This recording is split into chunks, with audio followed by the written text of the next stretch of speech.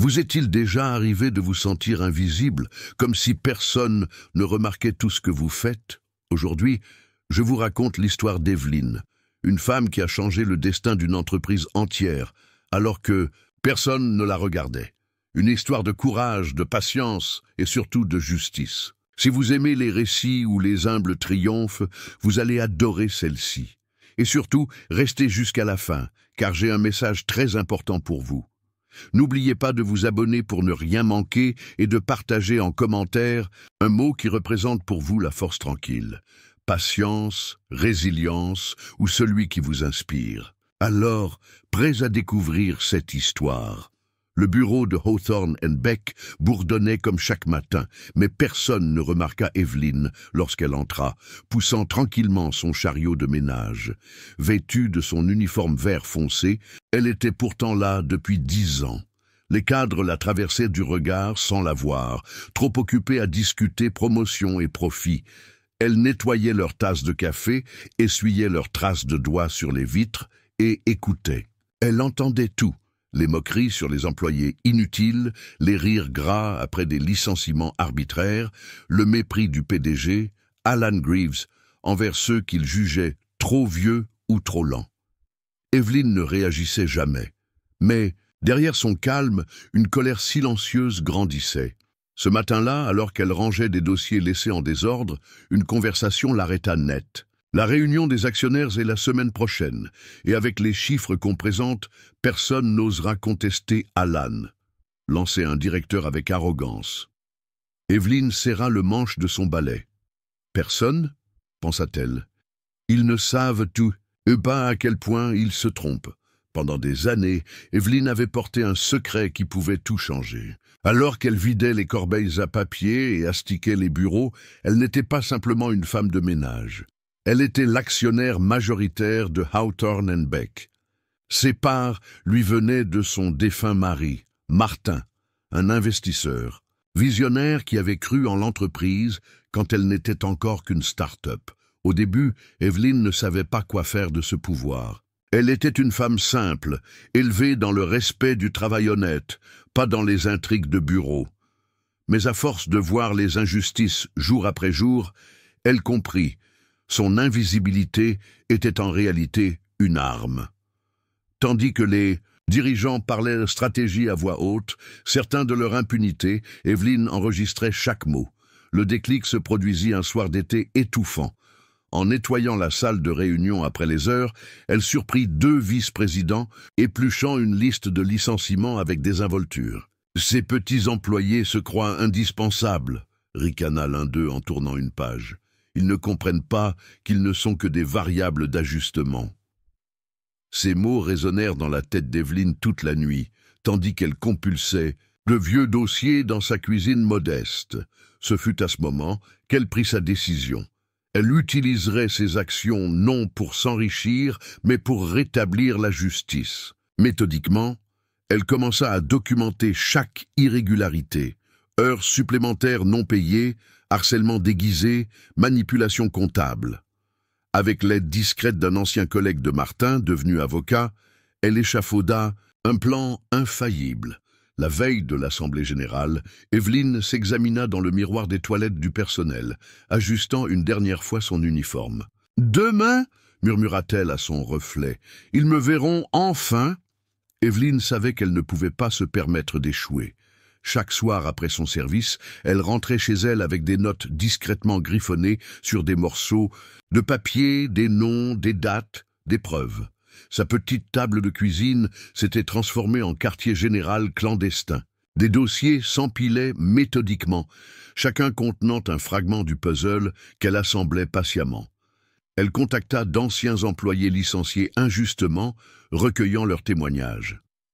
Personne ne nous a cru à l'époque, lui confia une ex-comptable, les larmes aux yeux. Evelyne enregistra chaque parole, chaque détail.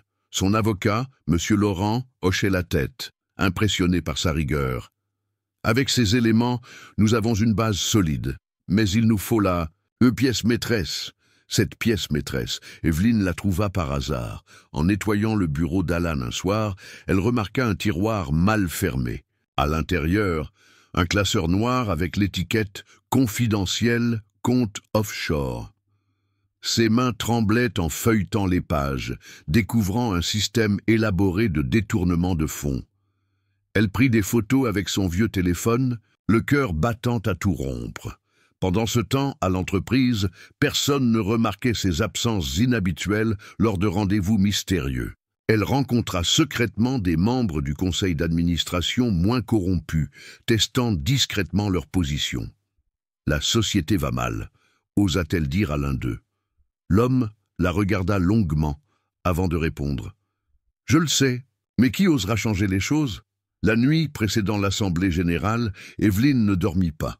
Assise à sa table, elle répéta son discours devant le miroir, ajustant chaque mot. Son plan était simple mais risqué. Exposer publiquement Alan, présenter les preuves et exiger son départ. Monsieur Laurent l'avait prévenu. « Ils vont se battre férocement. Êtes-vous prête à affronter cela ?» En enfilant son uniforme ce matin-là, Evelyne sentit un calme étrange l'envahir. Pour la première fois depuis des années, elle ne se sentait plus invisible. Elle était prête. Le jour de l'Assemblée générale, l'ambiance à Hawthorne & Beck était électrique. Les dirigeants arpentèrent les couloirs avec assurance, et convaincus que cette réunion ne serait qu'une formalité de plus. Dans la salle du conseil, Alan trônait à sa place habituelle, sourire arrogant aux lèvres, ignorant qu'il était sur le point de vivre le pire jour de sa carrière. Evelyne entra, discrètement comme à son habitude, son chariot de ménage remplacé par une modeste serviette en cuir usé. Personne ne lui accorda un regard, jusqu'à ce qu'elle prenne place à la table réservée aux actionnaires principaux. Les murmures commencèrent à circuler quand elle sortit un épais dossier de sa serviette. « Je demande la parole », déclara-t-elle, d'une voix claire qui surprit tout l'auditoire. Alan éclata de rire. « Evelyne, ma chère, cette réunion est pour les actionnaires. »« Oui », l'interrompit-elle en levant une feuille. « Je représente 52% des parts de la société. » Le silence qui suivit fut assourdissant. Alan devint livide lorsqu'Evelyne commença à énumérer, preuves à l'appui, les malversations, comptes offshore, licenciements abusifs, harcèlement systémique. À chaque accusation, elle projetait des documents sur l'écran, emails compromettants, enregistrements audio, relevés bancaires. « Ceci n'est pas seulement immoral, c'est illégal », affirma-t-elle en fixant Alan droit dans les yeux. « Et au nom de tous ceux que vous avez écrasés, je demande votre destitution immédiate. » La réaction ne se fit pas attendre. Alan tenta de protester, mais les autres administrateurs, voyant l'ampleur des preuves, se retournèrent contre lui. En moins d'une heure, un vote historique eut lieu. Quand le résultat fut annoncé, 89% pour la révocation d'Alan, Evelyne ne sourit même pas. Elle regarda simplement l'ex-PDG ramasser honteusement ses affaires sous les regards réprobateurs de ses anciens complices. Alors que la réunion se dispersait, plusieurs employés s'approchèrent timidement d'Evelyne. « Vous saviez tout. »« Ce temps ?» demanda l'un d'eux. Elle hocha simplement la tête. « Tout ce temps. » La chute d'Alan n'était que le commencement. Dès le lendemain, Evelyne arriva au bureau non plus en uniforme de ménage, mais dans une simple robe bleue, sa couleur préférée, qu'elle n'osait plus porter depuis des années. Les regards surpris des employés la suivirent, tandis qu'elle se dirigeait vers l'ancien bureau du PDG. Les premiers changements furent immédiats. Evelyne convoqua une réunion générale et annonça 3 mesures avant même de s'asseoir, augmentation de 20% des salaires les plus bas. Création d'une cellule indépendante contre le harcèlement, transparence totale sur les comptes de l'entreprise. Mais la véritable révolution était dans sa manière de gouverner. Chaque vendredi, elle installait une table dans la cafétéria pour écouter personnellement les employés. « Madame la PDG fait la queue à la cantine comme tout le monde », chuchotait-on avec étonnement. Pourtant, tout ne fut pas simple. Certains, cadres hostiles, tentèrent de saboter sa réforme. Un jour, on découvrit même des documents confidentiels publiés anonymement pour la discréditer. La réponse d'Evelyne. Elle organisa une réunion en plein open space, toutes portes ouvertes, et expliqua chaque point contesté devant tout le personnel. Peu à peu, l'atmosphère changea. Les départements recommencèrent à collaborer. Les idées fusèrent, même des plus modestes employés. La productivité augmenta, et avec elle, les bénéfices qu'Evelyn redistribua équitablement. 6 mois plus tard, lorsque le magazine Forbes voulut la photographier pour sa une, elle insista pour y apparaître entourée de 10 employés tirés au sort. « Le succès est toujours collectif », déclara-t-elle simplement. 1 an après la tempête, Evelyn marchait tranquillement dans les couloirs de Hawthorne & Beck, observant l'entreprise nouvelle qui avait germé des cendres de l'ancien régime. Ce matin-là, elle remarqua quelque chose d'étrange. Les nouveaux stagiaires ne la reconnaissaient pas. Pour eux, elle n'était qu'une dame sympathique qui parfois aidait à ramasser des dossiers tombés. Cette anonymité retrouvée lui plut étrangement. La plus belle surprise l'attendait à la cafétéria. Un groupe de jeunes employés avait créé un comité éthique bénévole pour veiller sur les bonnes pratiques. Parmi eux se trouvait Jason, l'ancien stagiaire qu'Alan avait humilié pour un café renversé. « C'est grâce à une certaine personne qu'on a compris que chaque voix compte », expliqua-t-il à ses collègues, ignorant qu'Evelyn écoutait derrière eux. Ce soir-là, en rangeant son bureau, car elle refusait toujours qu'on le fasse pour elle, Evelyn trouva une enveloppe glissée sous sa porte. À l'intérieur, une photo du personnel entier avec une inscription « Merci de nous avoir rendu notre dignité ». Pas de signature, juste un cœur dessiné à la main. Le lendemain matin, lorsque les employés arrivèrent, ils découvrirent une note sur le tableau d'affichage. La véritable propreté, c'est celle des consciences. Continuez sans moi.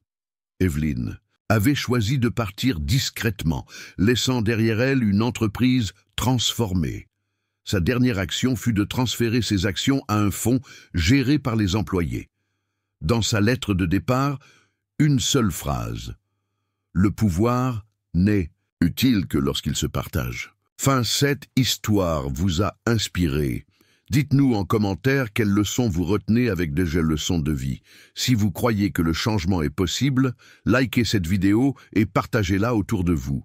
Et surtout, abonnez-vous parce que chaque semaine, nous vous apportons des récits qui redonnent foi en l'humanité. Merci d'être là et souvenez-vous, les héros les plus puissants sont souvent ceux qu'on ne remarque pas.